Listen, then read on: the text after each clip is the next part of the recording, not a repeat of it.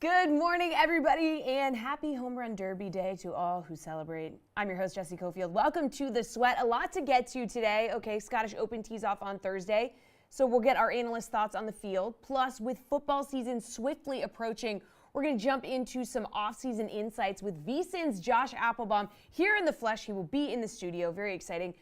But like I said at the start of the show, it is Home Run Derby Day, okay? 8 sluggers set to square off at T-Mobile Park in Seattle tonight at 8 p.m. Eastern. Two-time champ Pete Alonso of the Mets is your favorite at plus 300. His 174 home runs across 3 derbies is the major league record. But this might be one of the best pools of talent the Derby has seen in quite a while, with guys like Vlad Guerrero Jr., Mookie Betts, Luis Robert Jr. joining the field. So let's bring in DraftKings contributor Tanner Kern and VSiN betting analyst Danny Burke. Fellas, great to have you here. Tanner, rate this Derby lineup on a scale of 1 to 10.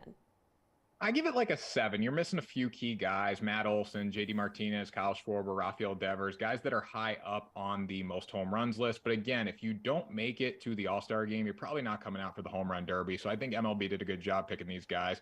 And also, I have a little trouble with the right side of the bracket. It's loaded. The left side's a little easier. So I think most eyes will be on the right side of the bracket. But I give it like a 7 out of 10. I think it could be better, but it could be worse. Okay, Danny, we got a 7 from Tanner. What about you? I was right around the same area as Tanner. I probably had it at about a 6.5 to that 7 range, because it is a pretty star-studded list, but you still are missing some of the top dogs, as Tanner alluded to. And the biggest thing for me as well is that matchup on the right side, for example, with Pete Alonso and Rodriguez. Don't get me wrong, that's going to be electric, but that's a matchup you would rather see a little bit later as opposed to the first round. But still overall very exciting to look forward to. Okay, Danny, so who's your favorite bet for most home runs as you're looking at this year? For most home runs, this one's a little tricky. It's not a market that I'm necessarily in love with per se, but when you're looking at the value and based off the correlation of a guy who I think has a great chance to win it, I think you got to consider Garcia for the most home runs if this is the avenue you want to take. Plus 850 right around there seems to be the number. And again, when you have that correlation with some of the guys you think are going to be at the top of the list, Garcia definitely, in my mind, presents that value. I mean, this guy has power all throughout the field, from the left side to the right side, and he's got the highest barrel rate among all the other contenders in this competition. So the fact that you're getting him at plus 850, whereas opposed to about 7-1 to win the thing outright, I think he's a decent look for most home runs in this competition. All right, Tanner, is this a market that you're interested in, and who would you take? I'm interested in all the home run derby markets because that's what it's about. It's about betting on all these great markets that DraftKings Sportsbook has. But I like Pete Alonso to hit the most home runs for plus 350. When you look at that side of the bracket, he's going to have to show up against Julio Rodriguez. That's going to lead to a lot of home runs. And he's going to have to do the same thing, assuming Vladimir Guerrero Jr. gets to the semifinals. So I think we're going to see a lot of home runs from the right side of the bracket. And I fully expect Pete Alonso to get to the championship after his disappointing year last season. You know, Pete Alonso's got a lot of pop, and he loves this event. So look for him to show up throughout every single round of the Home Run Derby. Another thing, too, Vladimir Guerrero has the Home Run Derby record with 91, but I don't think we see that from him tonight. He ran out of energy in 2019 when he did that, and I think we're going to see a more conservative approach. So I would look for Pete Alonso to lead the Home Run Derby home run number. All right, Tanner, let's keep those bets going then. Is there going to be a home run over 490.5 feet? What do we think? It's a tough number, right? The wind's blowing slightly out here. Pete Alonso hit a ball 514 feet in Colorado in 2021, but again, that's Colorado. If you look at the top 5 home runs of all time in the Derby, I believe 4 of them were at Coors Field. So I'm going to have to lean towards the under here. That's a solid poke going over this number. There's a lot of guys that can do it on the right side. I don't know as much about the left side. I think Luis Robert Jr. obviously has the advantage over there, but I think we're going to see a lot more. We're going to see more hits for guys are going to have to hit a lot of home runs. They're not going to necessarily go for the big ball. They're going to have to get balls out of the yard consistently to advance on the right side of the bracket. So I'm going to go under. All right, Danny, are you taking the under? The wind is blowing slightly here. Yeah, I'm going under as well. And we saw some movement with this number, it appeared. It was in the lower 480s, and now like we're seeing 490 and a hook. And look, it's never fun to bet unders, especially when it's the home run derby and you're going to have to sweat out literally every single hit when it's involved with it. But yeah, 490 and a half just seems a tad bit too high. I don't mind laying into the minus 120s to go to the under here. Not the best hitter's ballpark there at T-Mobile Park. And as Tanner alluded to, you saw a bunch of these home runs that had set the record over at Coors Field, where we know the altitude is going to come into play a ton. Not necessarily the case there at this ballpark in Seattle, not as much carry. So I will take the bet on the under 490 in the hook. All right, Danny, how about your favorite bet to hit the longest home run? What do you think? Not going over 490 here, but who do we have? Yeah, so there's a few guys that I would circle out. I haven't necessarily bet this myself, but if anybody is curious into this market, I think Luis Robert at plus 340 is a decent price. This guy's got absolute raw power, and his frame is just so strong. And he does particularly well against more off-speed pitches, which of course is what we're going to see featured here in the Derby. So I think he can absolutely hammer one. Vlad Guerrero is an obvious choice, but plus 190 doesn't really move the needle too much, but there's a reason why he's the short shot. If you want to go a little bit longer at 18-1, you've got Rutschman there, who's in that left-handed hitting position, a little bit shorter in the right field side of this ballpark. Hey, 18-1 may be worth a little bit of pizza money or something like that. He's got his dad throwing to him, so the familiarity's there, maybe a little bit advantageous because he's a left-handed hitter. He's a switch hitter, but he'll probably go lefty. And we'll see if he gets a little bit of a nod hitting from that direction. So the price at 18-1, yeah, you could flirt with it a little bit. And I think he has the longest home run hit throughout this regular season among all the contenders as well. All right, Tanner, who catches your eye here?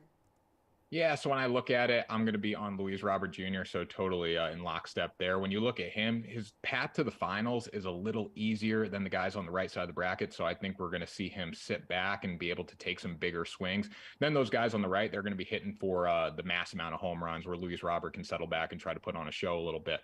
So I would be on him. Another decent bet, obviously, when you look to the right side, Pete Alonso or Vladimir Guerrero Jr., both those guys have a ton of pop. One reason to go with Alonso here would just be the fact that, he's very disappointed after what happened last season. He actually loves the home run derby, and I think he's going to come out and try to show up early. So I'd be on Luis Robert and then Pete Alonso as a secondary option.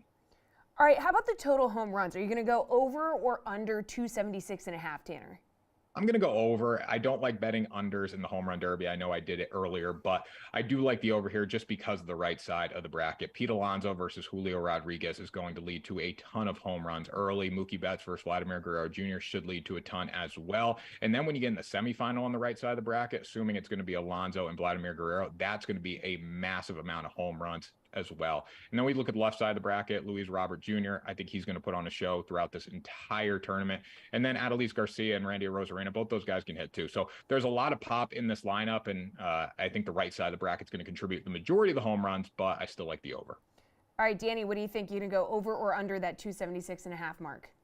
Yep, I'm right next to Tanner in this one. I think you got to bet over into this market if you're looking to play it. Even though we were going against the longest home run of 490.5, it doesn't mean that the dimensions aren't short enough to at least get a lot of action in terms of the home run. I think distance will be limited, but the sheer amount of home runs will certainly be padded here. So left field, right field, short enough for these guys to cruise over that. It's gone over the last 3 out of 4 home run derbies if you have the number set at 276.5. And more importantly, also as Tanner alluded to, that right side of the bracket is lethal. So these guys are really going to have to push one another to the limit, which thus is going to lead this to getting over 276 in the hook. All right, Danny, do you have a favorite matchup bet? Is it going to be on the right side of the bracket here? So it's actually going to be on the left side. I'm going with Garcia over Arozarena. Again, tying into the first thing we discussed with the most homers, but this one I'm actually betting. I don't mind laying the wood here at minus 140 with Garcia. Again, he can spread his power throughout the entire field. He can go opposite direction. He doesn't have to, but he certainly can if the pitch is going to take him that way. And he does have the highest barrel rate among all the contenders here. I think he presents a great value in terms of outright, in terms of the matchup. And Arozarena, I just don't think he's really built for this at this point of the year. So I think you give a slight nod to Garcia here and don't mind laying 140 or slightly above in that market. All right, Tanner, favorite matchup bet. What is it? So I like Pete Alonso and Julio Rodriguez to have a home run over 472.5 feet. All the matchup bets on DraftKings are amazing, and this is one that caught my eye. Julio Rodriguez has the longest home run of all Derby contestants with a 454-foot shot in May, and then Pete Alonso is an absolute psycho. We saw him last season in the home run derby, in the clubhouse taking BP and all that. He wants to win this, so I think we're going to see a early shot from him that's going to go pretty far. And then when you look at Julio Rodriguez, a ton of pop out of him for a young guy. I do think he's going to fall apart against Pete Alonso in the first round, but there should be some long homers. So over 472.5 feet is a number we're taking for these two. All right, finally, Tanner, who is your home run derby winner? Who do you got here? I wanted to go with Pete Alonso just because of the disappointment last season. I think he does bounce back because he loves this event so much, but the right side of the bracket is just too hard to bet because every guy's going to have to go through the ringer to get to the finals there. Pete Alonso versus Julio Rodriguez, that's going to be a tough matchup. I'm assuming that Vladimir Guerrero Jr. is going to beat Mookie Betts, but that semifinal, no matter who it is going to be very intense. And when those guys get to the finals, they are going to be shot. Where I look at Luis Robert Jr., I do think Adley Rutschman's going to put on a show early. He's a young guy, very exciting, but Robert advances. And then the semifinals, I like Robert against either Adolis Garcia or Randy Arozarena. So for plus 500, the value on Luis Robert is very high just because his path to the finals is easy. And I don't think he's going to be as exhausted as someone from the right side of the bracket. All right, Danny, who's your pick to win?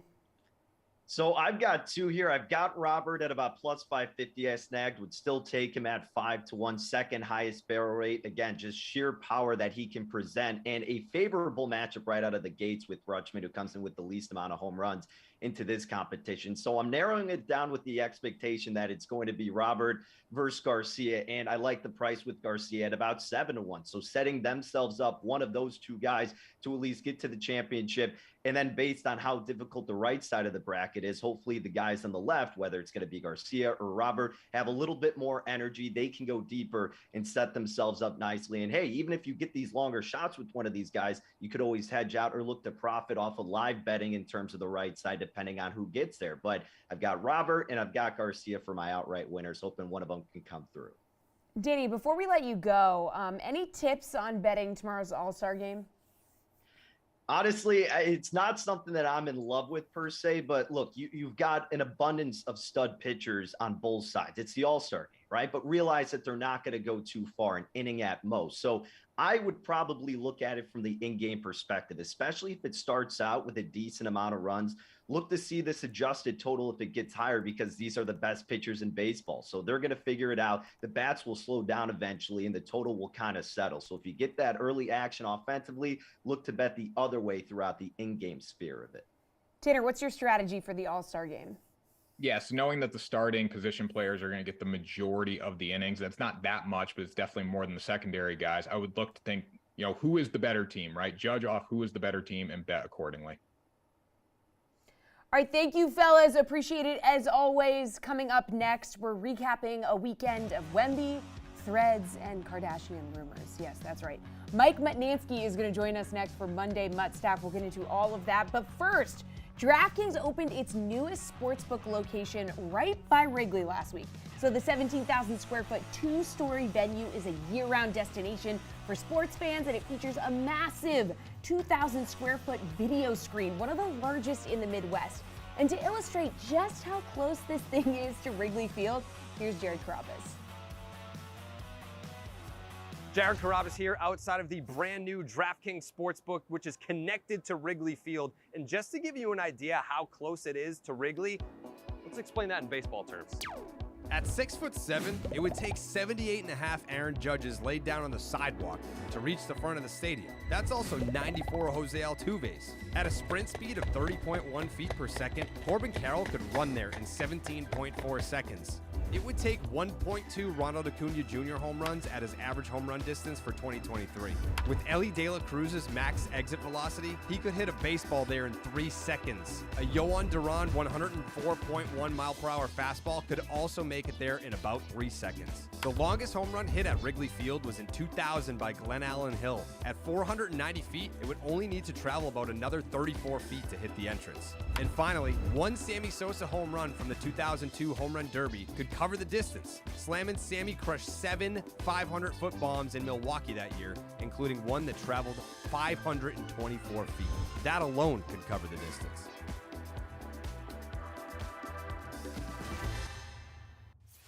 All right, I know you want more of the Rocket, and lucky for you, you can see more Jared tomorrow on the Sweat Tuesday Takeover live at 11 a.m. Eastern Time right here on the DK social channels. You can also catch us on DKN at our new time, Tuesdays at 4 p.m. I will be there along with Emerson and Steve to recap the Home Run Derby and preview the All-Star Game. Plus, Jared going to be joined by David Ortiz from Seattle. You don't want to miss it. But that is tomorrow, so let's focus on right now. Mike Mutnansky of Mutstack.com is here for the aptly named Monday Mutstack. How you doing, Mike? Jesse, good morning. Another rainy day in New England. What's going on? Yeah, it's like, do we live in Seattle? I don't know. It's crazy. The rain. Okay, first, I want to get your thoughts on Threads, okay? Launched last week. Everybody's talking about it. For me personally, I joined, but I was like, oh, God, another social platform I'm going to be expected to use. Yeah, I think your words right there are my exact same take. And God knows me as an early 40-something man, I have the best takes on social media. But right now, it doesn't feel like Threads is for sports fans. I did what you did, right? You sign up, want to see what it's like. But first of all, without some finagling manually, you can't follow just certain people. There's no chronological order. And so if you're a sports fan trying to watch along, like tonight's Home Run Derby, right? You want to sit in, follow. You can't do that on Threads. So as a time waster, where I'm seeing things I don't want to see, influencers I don't care about, I get Threads. Like passenger in a car, I'm scrolling Threads. But like to go on there for sports, I'm not seeing it right now. So I'm Twitter for life at this point. Maybe Threads will be better for sports fans later. But as of right now, I don't see it if you're like a diehard sports fan or sports betting fan. Yeah, I was just like, come on, please. I can't do this. I can't do this, man. Not another one. Speaking of Threads, how would you handicap the Zuck versus Musk fight, which like I'm praying it would happen because you know Elon Musk would get his butt kicked. Like Zuckerberg's like a legit jiu-jitsu guy. And this is built into the price. Like it was fun. Matthew, the producer, sent me like, what would the line be? Well, DraftKings, Johnny Avello already made it at DraftKings.com. The line was minus 160 for Zuckerberg and plus 140 for Elon. And like to me, that makes sense. Zuck, we call him Zuck now because he's Zuck on Threads. Zuck is younger. Jiu-jitsu competitor, won a gold medal in some sort of event, and like he's working out and training. Elon's older, he's taller and not quite in the same shape. So I get the morning line odds. I'm not going to fight Johnny Avello. Minus 160 for Zuck makes sense. For me, I have a personal betting rule, Jesse. Anytime two billionaires who own social media apps fight in a fake fight, I take the underdog. So I would take Elon plus money. Everybody knows when billionaires fight, take the dog. I think that they should have to fight and the loser has to delete their platform. Oh, so, delete your account. Oh, yeah. That'd be good. Yeah. That'd be good. Yeah. Okay, how do you feel about the All-Star Game or the Derby? Are you going to be watching? Yeah, the game itself, at least it's most like a regular season game. You know, you watch NBA, NHL, whatever the Pro Bowl is, like those aren't real games. The All-Star Game will feel like an actual baseball game, and I will definitely tune in. I'll hopefully find a good bet or two for the All-Star Game. But I got to stop on the Derby. You guys opened the show with Derby talk today. I don't know if they had some gambler put this format together, and again, fun money, pizza money only. This is a great gambling event. You got 8 guys you can bet on before it starts, 4 individual matchups, then 4 more matchups, then a final. Like there's 20 different ways to bet this thing. So I was less interested till I realized last week it's like a tournament bracket, and now I'm into this thing. So good job by the Home Run Derby people. We get a bracket. I'll be betting on it and watching tonight for sure. Okay, so you're into the format. So do you have a pick for a Derby winner or a bet that you just like out of this grouping? Yeah, I think as it goes on, there'll be some live betting opportunities for some fun bets. But to open it right now at DK Sportsbook, I think he started it closer to 20-1. But Mookie Betts is at 11-1, and this makes no sense to me. So he's got 26 home runs as bets for the Dodgers this year. 25 of those would be home runs in T-Mobile ballpark. So it's not like his swing is not built for that ballpark right now. So at 11-1, I am absolutely betting Mookie Betts at the start of this thing. We'll see if it plays out. He's got to win 3 matchups to win it, but I think it's an awful price. I'll take it. He's too good of a player to be the second longest shot on the board besides Rutschman. So I'm on Betts at 11-1, whatever it is right now at DK Sportsbook. I'm in. All right, let's talk about Victor Wembanyama, and I'm not talking about the Britney Spears drama. I'm talking about his first 2 Summer League games. How did we feel about the debut, and do you like any Wemby future markets on the DK Sportsbook? What are you looking at? Yeah, I got to say that he's such an interesting player that, like, you're making time on a Friday night or a Sunday night to watch him in summer league. At least I was, because I have no life. And obviously what he did last night was much better than game one. And the word that comes to mind from what you saw last night, and you preface it by saying it's summer league, he looks special. Like, he's pulling up from mid-range, he's shooting threes, he's driving, he's tipping the rebounds to himself for dunks. Like, there was some signs of special number one type of LeBron James talent. As far as the DK market, again, give the folks at DK credit. When you go to the NBA tab, Wemby's got his own section there. And of the bets that are available right now, I think 3-1 or plus 300 on him to score 40 or more points in a game this year, any game this year. I would bet that. So 3-1 equates to 25% of the time. I think 25% of the time in a full season, he gets 40 points. Charlie Villanueva, once as a rookie, scored 40 points. So I don't think it's impossible. I think the odds are fair. I take 3-1 on Wemby to score 40 or more at some point this year. All right, let's talk about something that we know you love, okay? Saratoga Racecourse opens for 8 weeks of racing on Thursday. You wrote up how bettors should approach these races in your Friday 4-pack. Can you give us the Cliff Notes version here? Yeah, we're already starting to work on here. PPs are out, so we're already working on the races for Thursday. So mutstack.com for all your Saratoga coverage. It's a very basic premise here, Jesse, and it's don't go all in early. I say this for the NFL season too. Like, the NFL week 1 slate comes out, you want to bet every game. It's not the right move. You'll know more as the season goes on. You'll know trends. You'll know different things about these teams that are new players. Same thing at Saratoga. Like, the PPs come out, you're excited to bet the races, and you don't want to bet too much early on. You're going to know more about these horses, trainers down the road. So, like, just like NFL week 1, you can bet opening day, opening week. There's no rule that says you've got to bet max bets in the first week of the race meet. So for me personally, to avoid tilting in July at Saratoga, I'm going to casually wade in, not dive into the deep end when it comes to betting these races. All right, well, Mutt, the great thing, about this segment is we can cover pretty much anything. We talk sports, we talk pop culture. So I have to ask you about the Tom Brady, Kim Kardashian rumors. Just like gut check, what's your take here? Yeah, again, me and Nick Fryer, who you come to for all things social media and gossip. We wrote about it at mutstack.com. I was wrong. I'm admitting I'm wrong all the time. We're all wrong. But I thought Brady, Jesse, would have like this nice, professional post-playing retirement, right? TB12 brand, maybe run for office, make billions of dollars doing something else. But it has been weird. And the Kim Kardashian stuff is weird, other than Brady just had a weird offseason.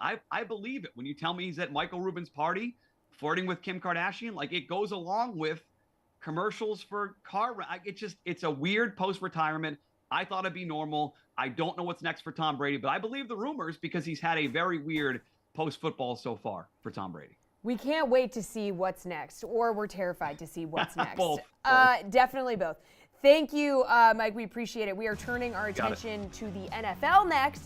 And Josh Applebaum is here in studio. He's here in the flesh to talk some futures markets. We're excited to sit down with him. That is coming up next. Yeah. Hit my bet. Whoa, I'm back, baby. It's puppy time.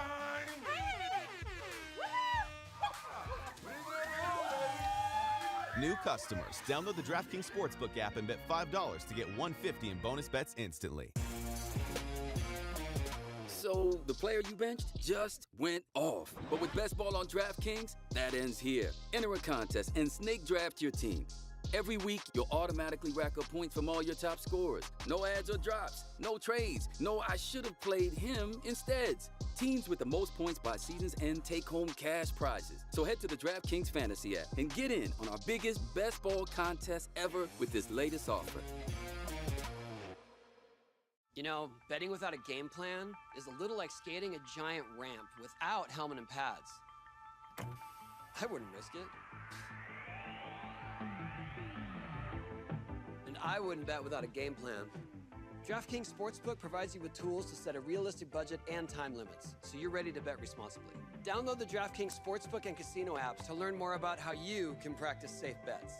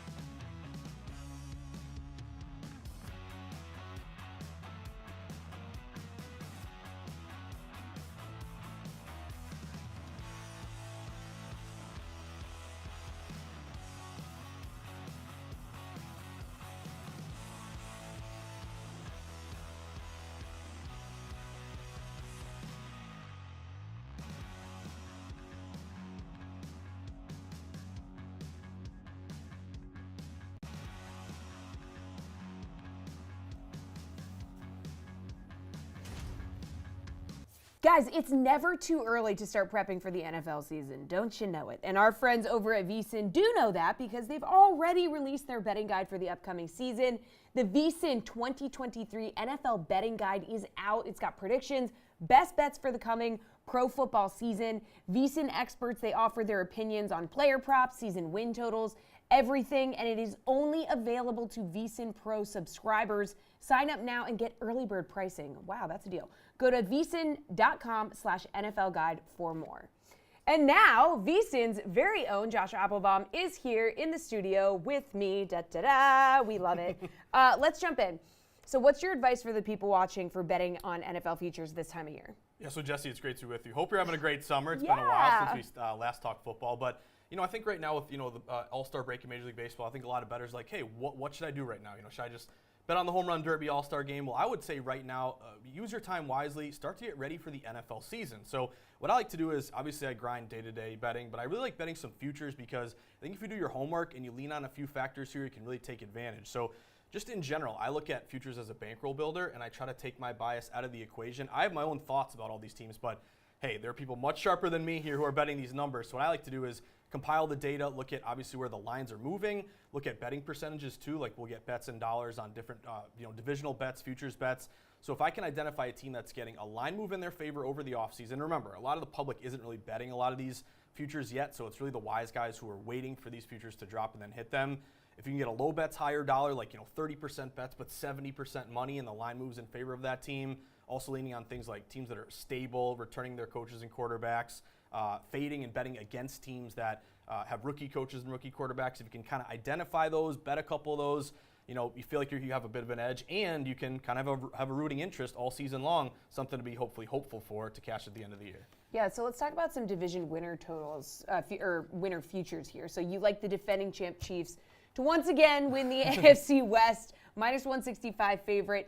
Now, are you liking this because you think this is like the best number we're going to get on them this year? So I think that's part of it, Jesse. I mean, you think of their schedule, and obviously they actually don't have one of the tougher schedules this year, which is kind of interesting. But I think you got to extrapolate this a little bit. Like minus 165, I think a lot of bettors would say, hey, I don't want to tie up my bankroll for 6 months laying a minus 165. I want to bet on maybe some other team winning the division, getting a bigger payout here. But to me, I think what you said was key, Jesse. Minus 165 may seem like a minus number now, but if they get off to a good start, that could be minus 200, minus 300, minus 400. So you're kind of projecting this line maybe right now is the best price you're going to get on them.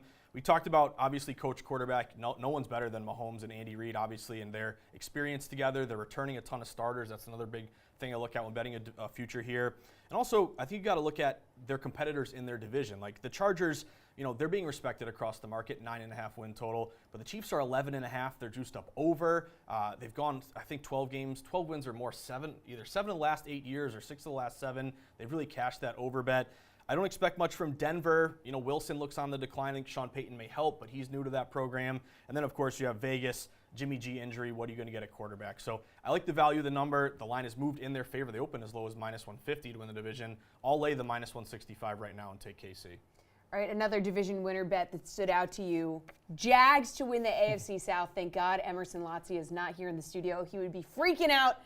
They're another minus 165 favorite. What are you liking about this one? So same number here. This one goes out to Emerson because we know he's the biggest Jags fan in the world here. But I think this is a bet on Jacksonville and a bet against a lot of their competitors in the division. So let's start with a line movement. Jacksonville opened as low as a minus 150 here to win this division. They're now up to minus 165. So that's checking off our first box. The line's moving in their direction.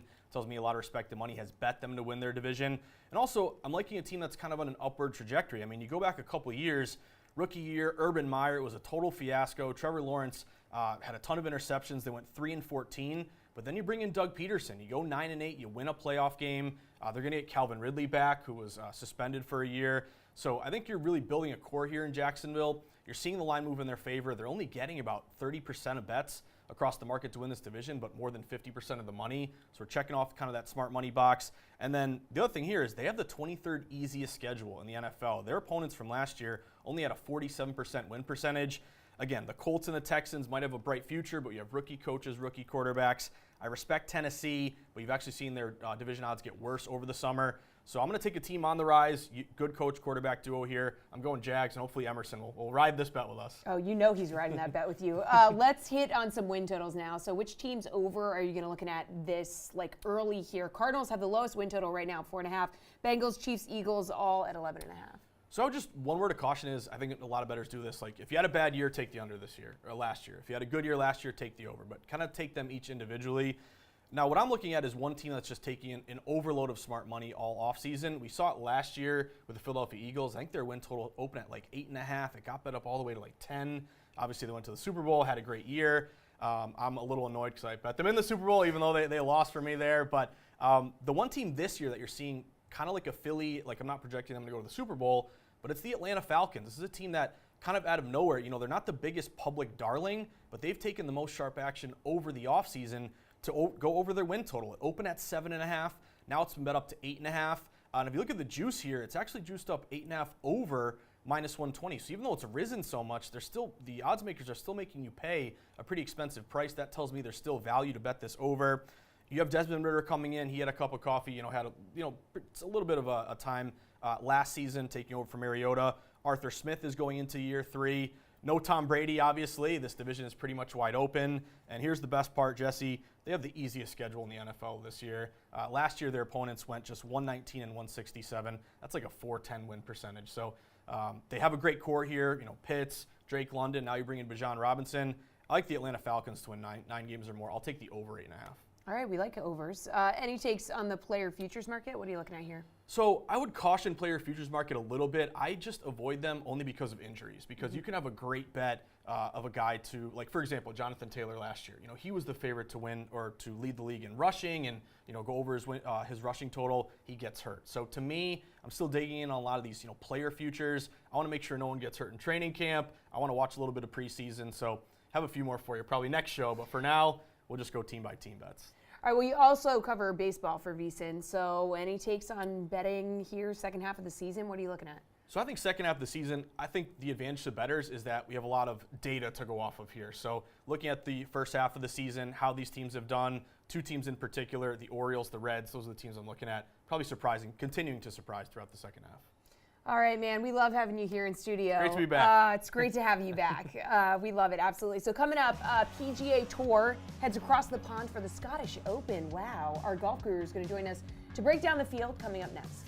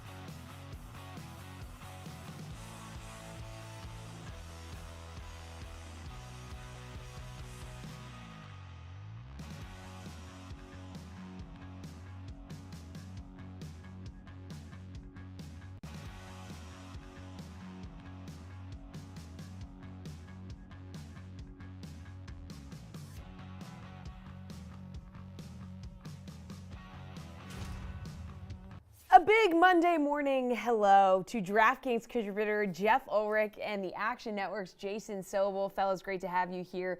Before we jump into your Genesis, wow, I was about to just go into combining the words Genesis and Scottish. Before we get your picks, let's take a look back to last week's John Deere Classic, okay? Sepp, man, he got the win thanks to a final round 62. So, Jeff, let's review your card here, which I know you're thrilled, very excited to do. 4 of the 6 guys that you ended up betting didn't make the cut. That's right. You know, it's hard to bet these things. Like we said before we started the show, sometimes you just want to fire an event into the sun. Where did you go wrong here, man? Hey, look, you have to put your losers on the fridge as well. You can't just throw everything on the garbage. I'm quite happy to go over this. Like, we're betting golf at plus 2,000, plus 5,000. You're not going to hit a winner every week. Not a big deal. And look, Steven Yager, probably the best bet that I had, or the best almost win that I had. He was 1 birdie away from the top 10, so no problem there. Chris Kirk was in contention. You know, it was really a week where, honestly, if you had just started betting at the end of round 3, you probably would have gotten some nice numbers. You could have got a nice number on winner Sepp Straka. But, you know, the one thing I'll say is, you know, this event does have some trends. It's had trends of players kind of getting close with their irons. It's had trends of players, you know, sort of playing well coming in. Sepp Straka showed some elite iron play a few starts ago at the Memorial. So he was at a good value at 50 to 1. You know, again, it's a wide open event. It's more of a putting contest. You're just going to have to ride with the variance. We've seen it the last few weeks as well. So, shout out to the guys who landed on Sepp Straka. I thought that 50 to 1 was a pretty reasonable number for him. So, yeah, Jason, thoughts on Sepp winning after being 11 strokes back after the first round? Yeah, so first of all, Jesse, I got to tell Jeff, I was on vacation last week, or else I would have been right there with you with a whole bunch of losers on the betting card. I didn't have to go public with mine last week since I was sitting on a beach instead of betting on the John Deere Classic. But no, I don't think I would have gotten a Straka last week, and I'm totally fine with that. Look, Jesse, it's a great win for the guy. The fact that he shot 73, he was 11 shots back, I think 133rd place after the opening round, and then shoots 23 under par over his final 54 holes. That included a double bogey on the last hole. It looked like he might have kicked it all away, had a chance for a 59. Doubles the last hole. Nobody else can still catch him. Winds up winning. Look, he's a very good player, and we may see him as the first ever guy with a Southern drawl playing for the European Ryder Cup team in a couple of months. I think that's going to happen. All right, yeah, speaking of Europe, let's turn our attention to the Renaissance Club in North Berwick, Scotland. Genesis Scottish Opens tees off on Thursday. We got some of the world's best back in the field. Scotty Scheffler, per usual, favorite right now at plus 650, but he missed the cut here last year. So, Jason, you're getting your first look at these odds this morning. Who stands out to you among the world's best here? Yeah, so I've got to point out, Jesse, it's called the Renaissance Club. Oh, no. I don't get it. The word is Renaissance, and I hate it. Every time I hear it, it's like nails on the chalkboard. It's Renaissance? It's the Renaissance Club. Oh, God. What? Yeah. Well, okay, so at the Renaissance Club, who do you like? Yeah. I don't, by the way, and I'm not trying to correct you or anything. I appreciate it. I appreciate I'm pointing it out because it's stupid, because the word is called Renaissance. Yeah, and but the name of the club is pronounced differently than the word. That's the Scottish for you. In any case, I'm going to talk about the tournament anyway. As far as some of the best players out there, look, I get that Ricky Fowler is fresh off a win. I get that the number is shorter than we've seen him in a long time. I'm probably not betting him outright, but don't be surprised if he steps on the gas pedal. He won this event back in 2015. He's a guy that loves links golf. I've always thought Ricky Fowler is at his best when he can be creative, so I like him. I don't want to preempt myself, but I've done this before where I really like a guy for a major championship, and he plays well the previous week and sort of makes me look at it like I'm jumping on the bandwagon. So I'll tell you right now, Victor Hovland is probably going to be my play next week, which means you should probably jump on him this week.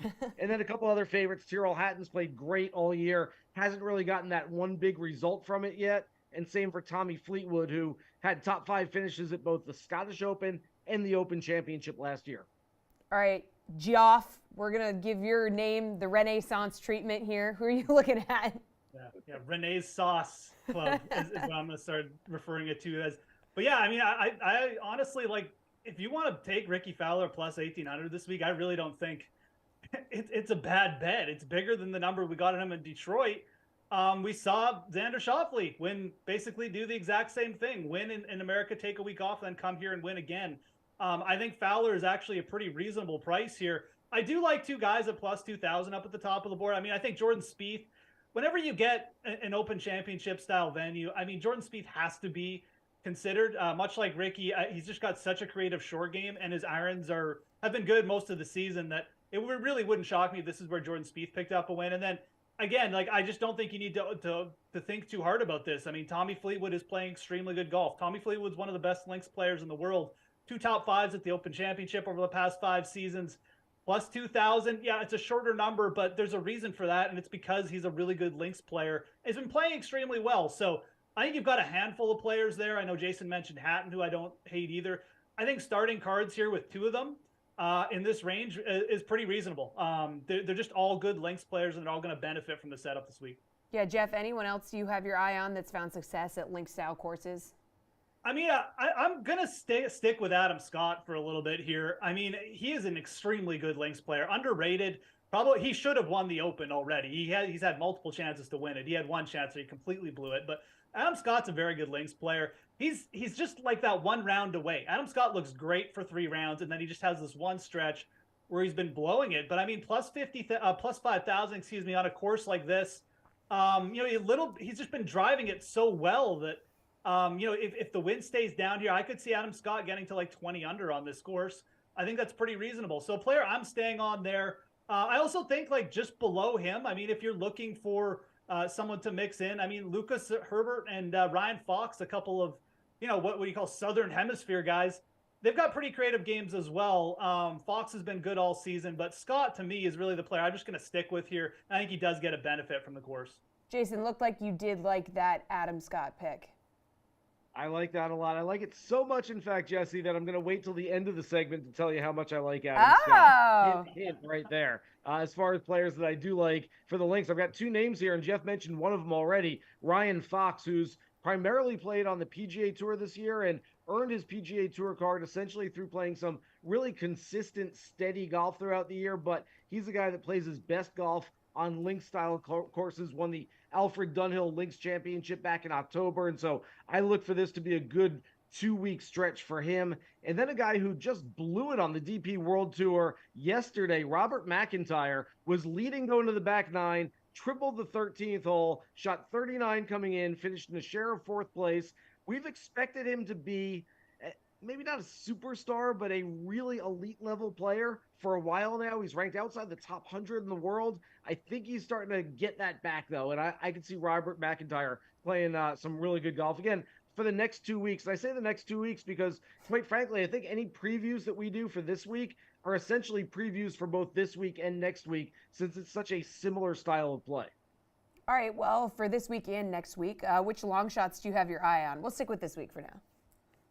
Okay, so for this week, I'm going to give you an old guy and 2 young guys. The old guy shouldn't be a surprise. Padraig Harrington still has it. And on a golf course where distance doesn't necessarily matter, and really, he's not that short anyway, he can certainly represent the over 50 set and have a nice week here. And then 2 young guys, if you don't watch the DP World Tour, you might not know either of these names. 24-year-old Daniel Hillier from New Zealand, much like Ryan Fox, has a win in 2 other top 5s in his last 4 starts on the European circuit. And then Tom McKibben, tell me if you've heard this one before, a kid from Northern Ireland who grew up playing Hollywood Golf Club and has a win already before his 21st birthday. A lot of similarities to Rory McIlroy. Tom McKibben is a guy to watch as well. All right, Jeff, who's the guy you think you should be watching this week? Yeah, I mean, first of all, I'll just say, like, I think that plus 9,000 on Robert McIntyre is a very good number. I mean, I expect that to get bet down. So, again, if you're watching Monday, you're looking for a long shot, that's probably the first guy I would jump on. But, Jason took the sort of the Euro Tour route. I'll stick with some veterans here. I think Alex Noren at plus 13,000.